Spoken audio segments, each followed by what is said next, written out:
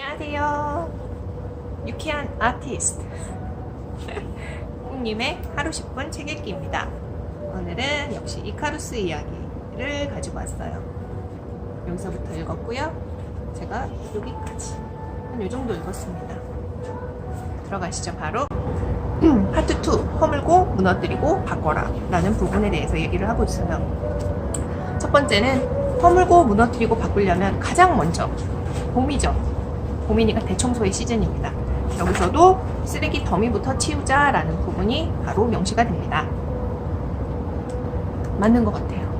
뭔가 비워야 새로 채워지고 그러는 게 맞습니다. 그래서 여기에서도 가장 먼저 쓰레기를 치우고 미련을 버리고 낡은 것들을 몽땅 묻어버리는 사람이 그 기회를 잡을 수 있다라고 나와져 있어요. 그리고 이건 지난 시간에도 같이 되어져 있던 부분인데요. 복종이 아니라 이제는 성취가 중요해진 시기가 왔다라고 해요. 그 번영의 시대를 이끌었던 원동력이 민족, 기후, 카리스마 넘치는 지도자의 능력 시대가 이제 지나고 지금은 새로운 것을 창조하고 발전시키는 문화적 원동력이 왕성한 국가, 지역, 그리고 시대일 때 긍정적인 변화가 일어난다라고 합니다. 우리는 이런 질문에 답하도록 해야 된다라고 해요. 지금 사회 구성원들이 더 높은 꿈을 꾸도록 격려하는 문화, 그리고 이러한 변화의 흐름에 기여를 하고 있는가? 도전의식을 자극하고 있는가? 표준화된 시험, 매뉴얼에서 벗어나 실제적으로 중요한 활동으로 넘어갈 수 있도록 격려하고 있는가?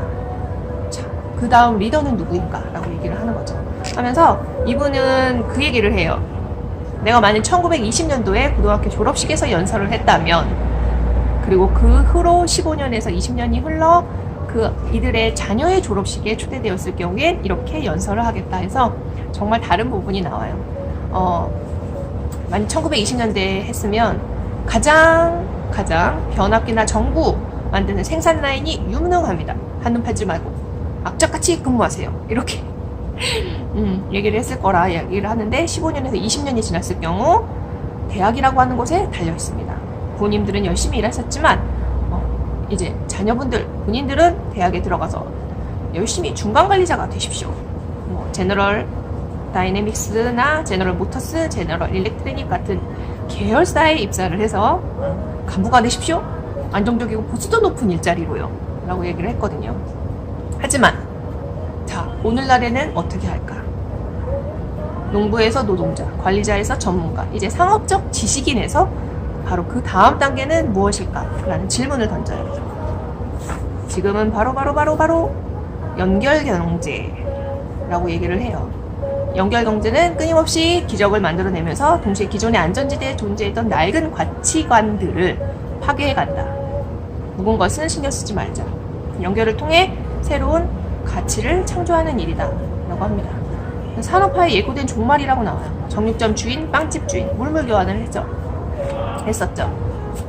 자본주의는 발전, 집약, 반복. 항상 요 부분이 계속 돌아가고 있었어요. 산업화에 의해서죠. 하지만 제가 이 책을 읽으면서 생각을 요 파트 2 부분은요, 앞부분이 이렇구나. 그래, 맞아. 계속 산업화가 이루어졌지. 하지만 인간적인 요소가 제거된 시스템이었지.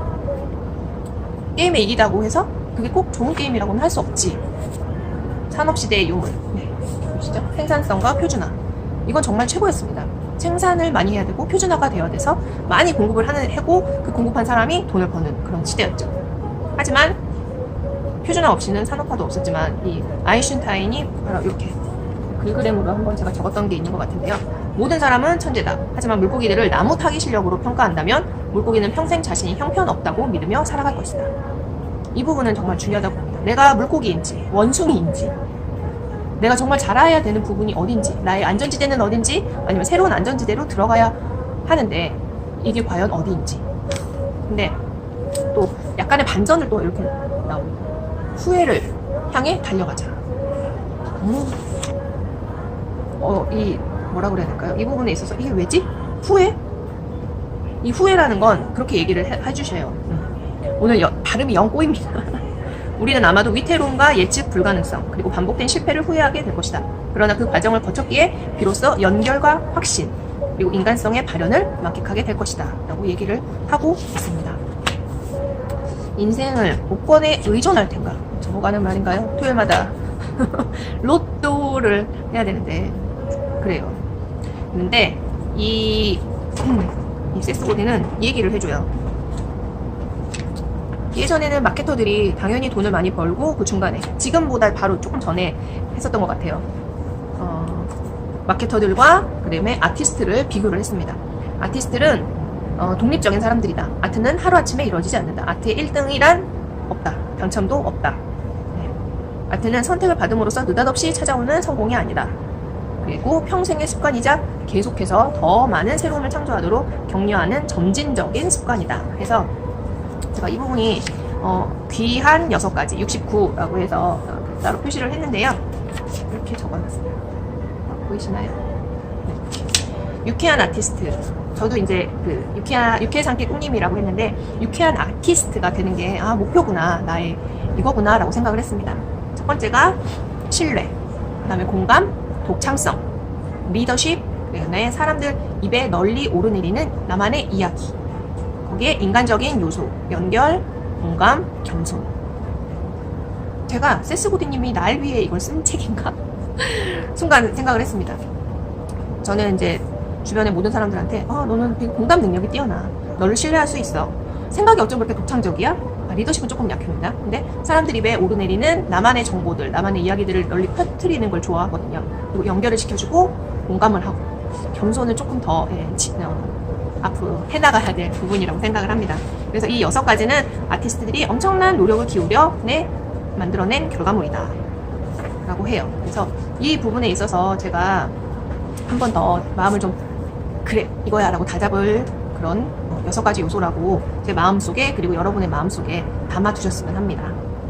그리고 그거 또 나와요. 연결에는 감정 노동이 필요하다. 육체 노동이 아닌 감정 노동. 그러니까 내가 내 힘으로 나의 육체를 이용을 해서 힘을 이용하는 것보다 이 내 머릿속에 있는 나만의 이 생각, 상상력 이런 거를 이용을 해야 되는 감정 노동이라는 부분에 공감이 되게 많이 됐어요. 그리고 최저를 향한 경쟁에서 최고를 향한 경쟁으로 이끌어 나가야 된다는 부분과요. 그리고 연결은 의무적으로 해야만 하는 사람들의 것이 아니라 자발적으로 하고자 하는 사람들의 것이다. 이거는 정말 맞습니다. 제가 이 유튜브를 찍는다고 해서 사람들이 다 왜 찍어? 누가 하라고 시켜? 라고 해요. 근데 처음에 의도는 매일 하루에 하나씩 올리고자 하는 그런 거를 뭐라고 해야 될까요? 모임이라고 해야 될까요? 네. 하는 게 있었습니다. 근데 지금은 그 기간은 사실 끝났어요. 하지만 그럼에도 불구하고 이거는 해야만 하는 사람들의 것이 아니라 제가 자발적으로 하고자 하고 원하고 여러분들과 소통을 하고 싶은 생각에 이렇게 하는 거거든요.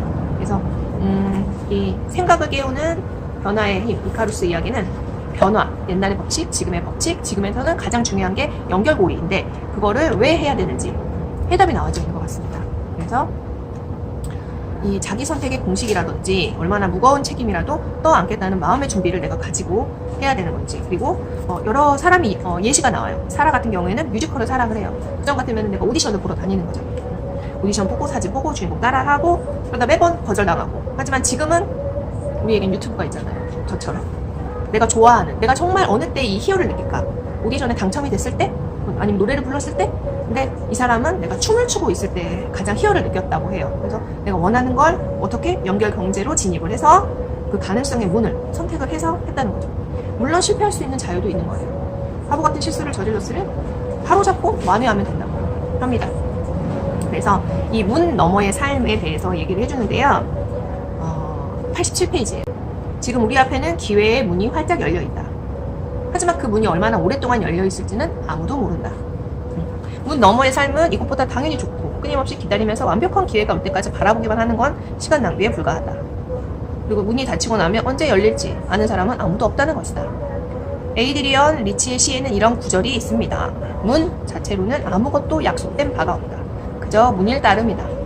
그 문 너머에는 당신이 자신의 이야기를 하고 스스로의 선택에 따라 아트를 하고자 하는 사람들과 연결될 기회가 있다.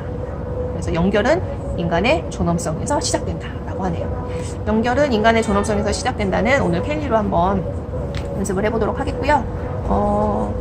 제가 오늘 아까 전에 말했던 이 6가지 법칙은 오늘 글그램으로 찾아뵙도록 하겠습니다. 끝까지 시청해주셔서 감사드리고요. 하트, 댓글하고 공감, 종 모양 다 누르셔도 됩니다. 다 누른다고 손가락 안 부러져요. 다 누른다고 안 다쳐요. 감사합니다. 오늘도 바람이 많이 부네요. 부천은요. 이럴 때 감기 조심하시고요. 안녕. 감사합니다.